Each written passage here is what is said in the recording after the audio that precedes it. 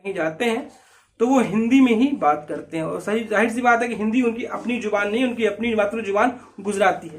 तो इसको लेकर आम आदमी पार्टी के मंत्री हैं सौरभ भारद्वाज।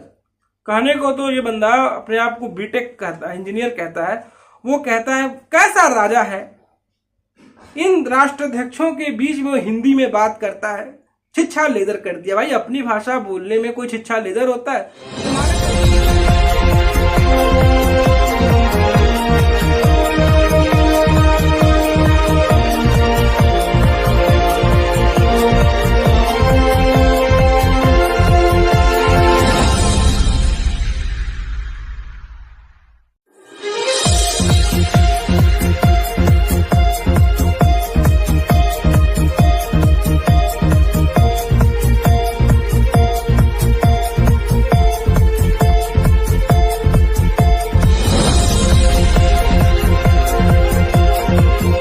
सियासत उड़ा रे, सेकुलरिज्म उड़ा रे। कभी मैं सियासत करने निकल जाता हूं तो मैं गोधरा पहुंच जाता हूं। पीएम को बदनाम करने मैं चौकीदार चोर भी कर जाता हूं। मैं राफेल भी उड़ाता हूं, मैं गालियां भी दे जाता हूं। हर बार मैं मात खाकर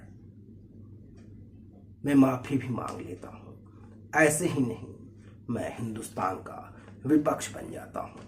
नमस्कार, जय सिया राम, वंदे मातरम। एक बार फिर आप सभी दोस्तों का जनमानस समाचार के आज के हमारे इस एपिसोड में आपका स्वागत है। आज जो हम चर्चा करने वाले हैं, कईयों के दिल में इस चर्चा की जो तस्वीर है वो जो कल देखी होंगी तो उनके मन में शोला भड़का होगा। लाजमी है, क्योंकि जो मोदी को गाली देते रहते हैं वो लोग जो कहते हैं चौथी पास राजा की कहानी नरेंद्र मोदी को लेकर कहते हैं। उन्होंने देखे होंगे कि जी जापान के हिरोशिमा से खत्म होकर पीएम मोदी उड़ते हैं। वो एक छोटे से देश जाते हैं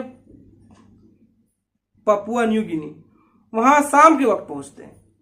जाहिर सी बात है कि शाम के वक्त उस देश का कल्चर है कि कोई भी राष्ट्राध्यक्ष पहुंचता है तो उसका आवाभगत नहीं होता है। लेकिन वहां के जो प्रधानमंत्री हैं जेम्स मारापे सारे प्रोटोकॉल तोड़ते हैं। प्रधानमंत्री जब एयरपोर्ट पर उतरते हैं, उसकी सरजमी पे पैर रखते हैं तो वो प्रधानमंत्री है जेम्स जो है हमारे प्रधानमंत्री के पैर छूते हैं। तो उनके पैर छूने झुकते हैं कि प्रधानमंत्री नरेंद्र मोदी उन्हें गले से लगा लेते हैं।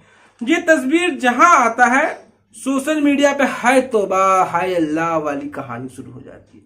वो जो लोग हमारे प्रधानमंत्री को कहते हैं चौथी पास राजा, प्रधानमंत्री की डिग्री पर सवाल उठाते हैं। और हमारे देश में एक से एक पढ़े लिखे विद्वान हैं जो हार्वर्ड से पढ़कर आए हैं, विदेशी तालीम लेकर आए हैं और जगह जगह हमारे देश का छिछा लेदर करते रहते हैं। उन्हें हमारे प्रधानमंत्री का इस तरह का आवाभगत देखकर उन्हें जो है दिल में पीड़ा और उनका मानसिक उत्पीड़न भी होने लग जाता है। हम आपको बता दें तो प्रधानमंत्री FIPCS foreign India Pacific corporation के समिट में भाग लेने के लिए वहां पहुंचे हैं। ये भारत इतिहास में पहली बार हुआ है कि हमारे देश का कोई प्रधानमंत्री छोटे से देश पपुआ न्यू गिनी पहुंचा है। यहाँ पर भारत समेत 14 देश यहाँ भाग लेंगे और ये जब यात्रा खत्म होगी तो प्रधानमंत्री ऑस्ट्रेलिया के लिए उड़ान भर जाएंगे। जापान की यात्रा खत्म करने के बाद मोदी साहब यहाँ पहुंचे थे और यहाँ पे कहानी एक और नजर आई। कहानी ये नजर आई यहाँ पर कि प्रधानमंत्री ने इससे पहले जापान गए थे। हिरोशिमा में G7 समिट हो रहा था। तो G7 समिट में दुनिया भर के राष्ट्राध्यक्ष जो आए थे, जिसमें बुलाया गया था, उसमें यूक्रेन के जेलेंस्की भी आए थे।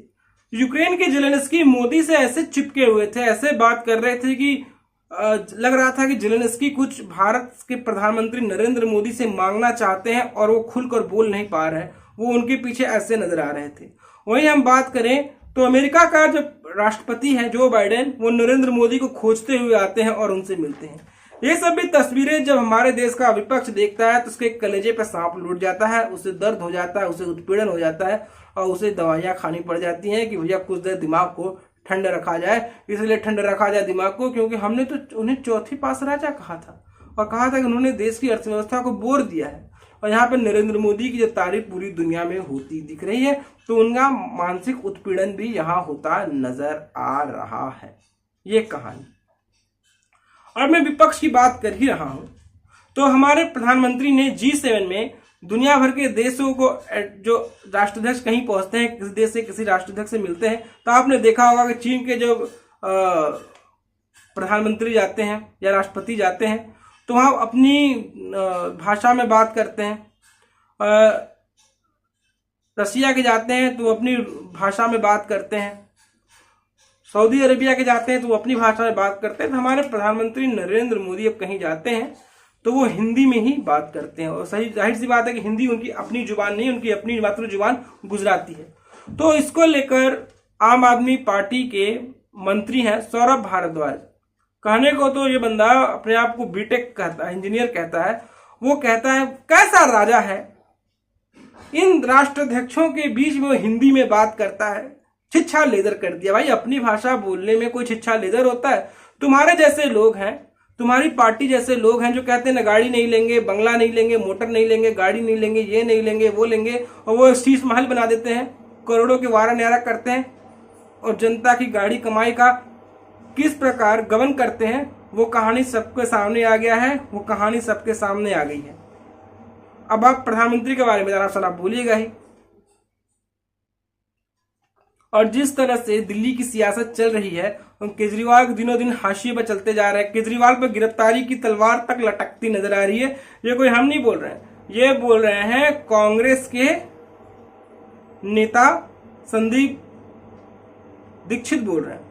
वो कह रहे हैं कि इतिहास में पहली बार ऐसा हो सकता है कि 8-10 दिनों के लिए दिल्ली का सीएम है वो जेल जाए। अब केजरीवाल तो अब जानते ही हैं, करोड़ों के बाथरूम बनाए हैं, लाखों के पर्दे मंगाए हैं, शीश महल बनाए हैं, जनता की गाड़ी कमाई को उन्होंने किस प्रकार झोंक दिया है, किस प्रकार जनता की गाड़ी कमाई को उन्होंने मटियामेट कर दिया है, वो कहानी तो सबको पता है कि कजरुद्दीन का जो खेल है वो खेल है पूरी तरह से एक्सपोज हो गया है। केजरीवाल कहते हैं हम कट्टर ईमानदार हैं, और कट्टर ईमानदारी का आलम है जो कल तक जिनको भ्रष्टाचारी कहते थे, लालू यादव को भ्रष्टाचारी कहते थे, उनका लड़का आता है और नीतीश कुमार के साथ और उनसे मिलता है और कहते हैं विपक्षी एकता एकजुट हो। वहीं दिल्ली में ट्रांसफर पोस्टिंग का अधिकार जो एलजी के पास है, सुप्रीम कोर्ट में बिना जांचे सुने सुप्रीम कोर्ट ने वो दिल्ली सरकार को कह दिया। जाहिर सी बात उन्होंने ये ध्यान नहीं दिया कि दिल्ली एक केंद्र शासित प्रदेश है, दिल्ली एक पूर्ण राज्य नहीं है। ट्रांसफर पोस्टिंग का जो आधार है वो पूर्ण राज्य के पास रहता है। उन्होंने कहा ये अधिकार चुनी हुई सरकार के पास, लेकिन उन्होंने ये ध्यान नहीं दिया कि दिल्ली एक केंद्र शासित प्रदेश है, तो उनके पास आ गया। एक रात में धड़ल्ले से ट्रांसफर पोस्टिंग करने लग गए। फिर केंद्र सरकार ने उस ऑर्डिनेंस को ऑर्डिनेंस ले आया इस पर, तो उस पर भी केजरीवाल हाय तौबा मचाते नजर आ रहे हैं। तो केजरीवाल के ऊपर चौतरफा वार तो छिड़ा ही हुआ है, और केजरीवाल की कहानी भी यहाँ पर पूरी तरह से घिरती हुई ही नजर आ रही है। और हम बात करें जो हमने बोला कि कांग्रेस के नेता संदीप दीक्षित ने कहा इतिहास में पहली बार होगा कि 8-10 दिनों के लिए दिल्ली के सीएम साहब जेल जाएंगे। वो कहते हैं कि उन पर आईपीसी की धारा 420 का केस बनता है। ये मामला उन्होंने एलजी साहब सक्सेना साहब को भी दिया है, और उन पर गलत सूचना फैलाने का आरोप है। उन्होंने गलत सूचना फैलाया है कि उन्होंने बोला कि हमें इतना फायदा हो गया, इतना फला हो गया, ये फला हो गया, ये फला हो गया, और उन्होंने उनसे मांग की है कि इन पर आईपीसी की धारा लागू हो और इनकी गिरफ्तारी हो। और उन्होंने पीडब्ल्यूडी में भी गलत डाटा साझा किया है, जिन्होंने जिस तरह से विज्ञापन जारी किए हैं कि उन्हें इतना फायदा हुआ, इतना नफा हुआ, सब सारी बातें जो है वो फर्जी हैं।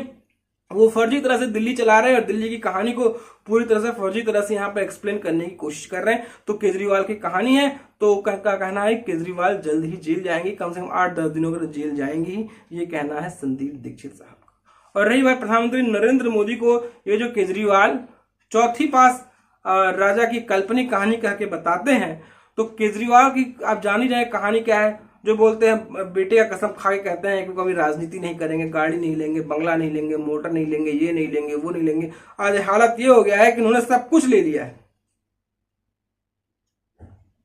आज भ्रष्टाचार में आकंठ डूबे हुए हैं केजरीवाल, और केजरीवाल की कहानी यहाँ पूरी तरह से एक्सपोज होते नजर आ रही है। और रही बात प्रधानमंत्री नरेंद्र मोदी की, जिस प्रकार आवाभगत हुआ, इस तरह स्वागत हुआ पपुआ न्यू गिनी में उनके प्रधानमंत्री जेम्स मारापे द्वारा, उनका पैर छूकर, जो भारतीय संस्कार होता है कि हम किसी का भी सम्मान पैर छूकर करते हैं, वो दिखाता है कि इन गत सालों में हमारे प्रधानमंत्री की जो निष्ठा है वो कितना आगे बढ़ी है। ऐसे तो हम बात करें दुनिया भर के छोटे छोटे देश है, हमारे हिंदुस्तान को आंख दिखाते नजर आते हैं। ये माजरा ये दिखाया है कहीं न कहीं हमारे दुनिया भर में हमारे प्रधानमंत्री की साख है वो कितनी ऊंची गई है। जो दुनिया का सबसे शक्तिशाली राष्ट्र अमेरिका का राष्ट्रपति जो बिडेन प्रधानमंत्री खोजते हुए आए, बोले कि भैया इस समय दुनिया में आप छाए हुए हैं, अमेरिका में छाए हुए हैं, अमेरिका में हर जगह आपकी चर्चा है।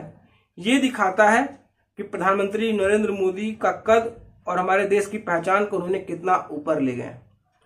इसके पीछे एक बहुत बड़ा कारण है हमारे भारतीय डायस्पोरा का, जो दुनिया भर में बसे हैं, दुनिया भर में काम कर रहे हैं, दुनिया भर की अर्थव्यवस्था को उन्होंने ऊंचा मुकाम दिया है। वो पपुआ न्यू गिनी गए भी हैं और साथ साथ वहां पर हमारे भारत के रहने वाले लोगों से भी उन्होंने मुलाकात की है और उनसे भी मिले हैं वो। तो दोस्तों, आपको हमारी कहानी कैसी लगी, आपको हमारा एपिसोड कैसा लगा, आप हमें जरूर बताएं। दोस्तों, आपसे गुजारिश है कि आप हमारे चैनल को लाइक करें, शेयर करें, सब्सक्राइब करें। अगर आपके पास हमारे लिए कोई सुझाव हो तो बेशक आप हमें सुझाव दे सकते हैं। तो फिर हाजिर होंगे एक नई कहानी के साथ, एक नए एपिसोड के साथ। तब तक के लिए जय श्री राम, वंदे मातरम।